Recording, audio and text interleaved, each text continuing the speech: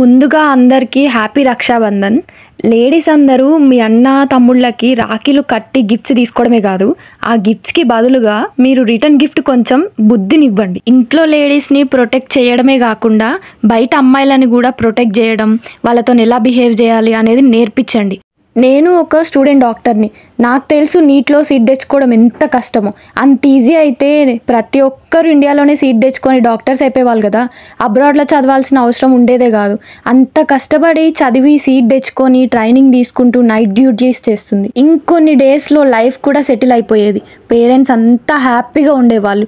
ఈలోపే ఈ సంఘటన జరిగింది. 2012లో నిర్భయ చట్టం, 2019లో దిశ చట్టం తీసుకొచ్చారు. ఇంకా ఎన్ని చట్టాలు తీసుకురావాలి? అయినా కూడా ఇట్లాంటివి జరుగుతూనే ఉన్నాయి. ఎందుకు? రీజన్ ఏంటి? శిక్ష సరిగ్గా లేకే కదా. శిక్ష సరిగ్గా లేక ఇట్లాంటివి జరుగుతూనే ఉన్నాయి. ఆ రోజు దిశ కేసులో వాళ్ళకి శిక్ష పడిన తర్వాత అమ్మయ్య ఇంకా మళ్ళీ ఇట్లా జరగవు అనుకున్నాం. కానీ ఏ మాత్రం చేంజ్ లేదు. అదే ఫారెన్ కంట్రీస్లో ఇట్లాంటివి జరిగితే నడి రోడ్డు మీద నిలువుగా నరికేస్తారు. అలా ఉండాలి శిక్షలు అంటే. ఎన్ని జరుగుతున్నాయి రోజుకి. ఏదొక రేప్ కేస్ న్యూస్లు. ఇలాంటివి చూసి ఆడపిల్లల పేరెంట్స్ వాళ్ళని చదివించాలి అన్నా బయటకు పంపించాలన్నా భయపడుతున్నారు. బేటీ పడావ్ బేటీ బచావ్ అన్నారు. బేటీ చదువుతుంది, బేటీకి రక్షణ ఏది? ఇప్పుడు ఇవన్నీ చూసి ఆడపిల్లల తల్లిదండ్రులు ప్రతి క్షణం భయపడుతూ కుమిలిపోతూనే ఉంటారు. ఇప్పుడు ఇవన్నీ చూసి మా ఇంట్లో మా పేరెంట్స్ కూడా ఎక్కడికైనా పంపించాలన్నా భయపడుతున్నారు. ఎక్కడికైనా పంపించిన ప్రతి క్షణం టెన్షన్స్, కాల్స్ మీద కాల్స్, తొందరగా వచ్చేయండి అమ్మా, ఎక్కడికి పంపించాలన్నా భయం వేస్తుంది అని అంటున్నారు. ఏంటండి ఆడపిల్లల్ని కన్న వాళ్ళకి ఈ పరిస్థితి? వాళ్ళకి వర్క్లో ఉన్న టెన్షనే కాకుండా వెనకుండి మమ్మల్ని కన్న పాపానికి వాళ్ళు జీవితాంతం భయపడుతూనే ఉండాలా? నాకు తెలిసిన ఒక అమ్మాయి మొన్నటి వరకు అక్క నేను ఎట్లయినా నీట్లో క్రాక్ చేసి చూపిస్తా అని పట్టుదలగా ఉంది. నిన్న అమ్మాయి నాకు కాల్ చేసి అక్క నేను డాక్టర్ చదవట్లేదు, నాకేమైనా వేరే కోర్స్ చెప్పక్క అని అడిగింది. అదేంటనంటే మా ఇంట్లో వాళ్ళు నన్ను డాక్టర్ చదివించాలనుకోవట్లేదు అక్క, అసలు చదివించాలంటేనే భయపడుతున్నారని చెప్పింది. నాకు నిజంగా ఎంత బాధేసింది తెలుసా. అందుకే ఈ రీజన్ వల్లనే నేను దీనికి రియాక్ట్ అవ్వాల్సి వచ్చింది. మంచిగా చదువుకుందాం అని అనుకున్న అమ్మాయినే ఈ సమాజం భయపెట్టేసింది. ఇంకా డాక్టర్స్ ఎక్కడుంటారు ఇండియాలో? ఒక రోగం వస్తే కాపాడాల్సింది డాక్టర్సే. అట్లాంటిది డాక్టర్సే లేకపోతే సమాజం ఏమైపోతుంది? ఆలోచించుకోండి.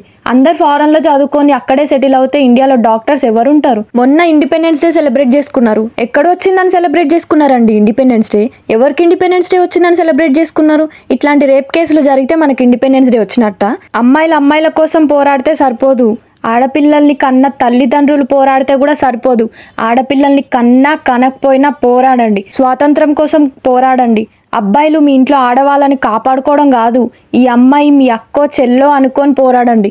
న్యాయం ఎందుకు జరగదో చూద్దాం. అప్పుడు ఆ వెటర్నరీ డాక్టర్కి జరిగింది, ఇప్పుడు కోల్కతాలో ఈ జూనియర్ డాక్టర్కి జరిగింది. అసలు హాస్పిటల్లో డ్యూటీలో ఉన్న డాక్టర్కే రక్షణ లేకుండా పోతుంది. నార్మల్ అమ్మాయిలకి ఇంకెక్కడ రక్షణ ఉంటుంది? పుట్టిన పిల్లల నుంచి ముసలితనం వరకు ఎవరిని వదలట్లేదు. ఇట్లాంటివి మళ్ళీ జరగకుండా ఆపాలంటే శిక్షలు కఠినంగా పడాలి. శిక్షలే కాదు, దీనికి 2 కారణాలు ఉన్నాయి. ఒకటి శిక్ష సరిగ్గా లేక, ఇంకొకటి ఇంట్లో వాళ్ళు పిల్లల్ని సరిగ్గా పెంచక. నా కొడుకు బంగారం, నా కొడుకు కాటన్ సీడ్ అని అనుకుంటే మీ మూర్ఖత్వం.